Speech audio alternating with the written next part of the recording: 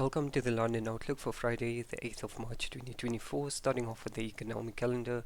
Today is the NFP day for the US session. There is no red folder news for the London session, and given the significance of this event, it essentially means that we need to manage any London positions accordingly and ideally close them by the time of the London lull. However, having said that, if we don't get into any trades during the London session, then any New York based trade should be subsequent to the NFP release, and we should try and trade, or we should ensure that we trade in line with the anticipated direction. Having said that, we can chat a bit more about what we anticipate from these news releases in the New York Outlook. So let's start off with the charts and understand what has happened since yesterday. Essentially, from a daily bias, we had a fifth consecutive bullish candle close yesterday, and thus for today we anticipate a bearish day.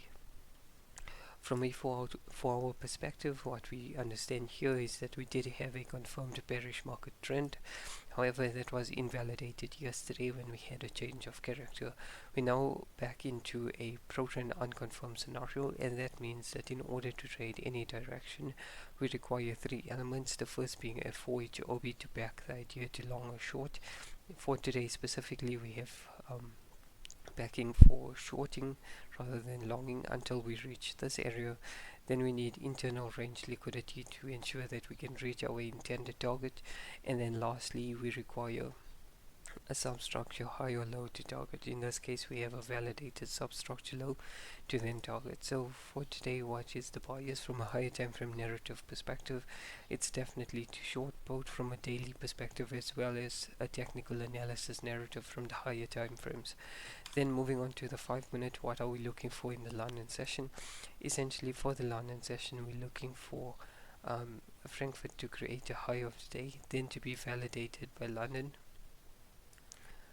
as such, and then we can consider taking a short, provided that it is within this time window right here.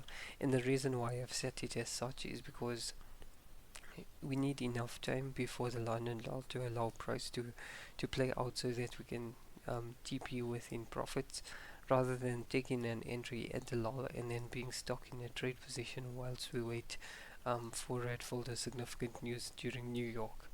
So for that reason, 2 hours before the London lull, I won't take any trades, which is this window right here, which is why I said if we can find an entry within this particular window, then we'll take it.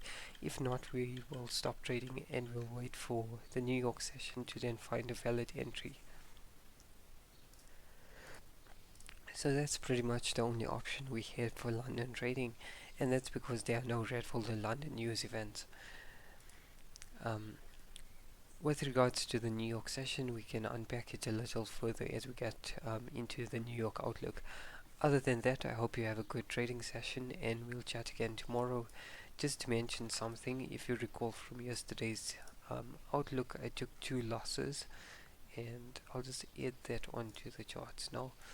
And as you can see, it was simply a factor of getting the daily direction wrong, but also the high probability move of shorts playing out from the pro-trend extreme just didn't materialize. And like I just said, it's high probability, meaning there's always the probability that the move won't play out, and that's precisely what happened, and as a result we took 2 losses.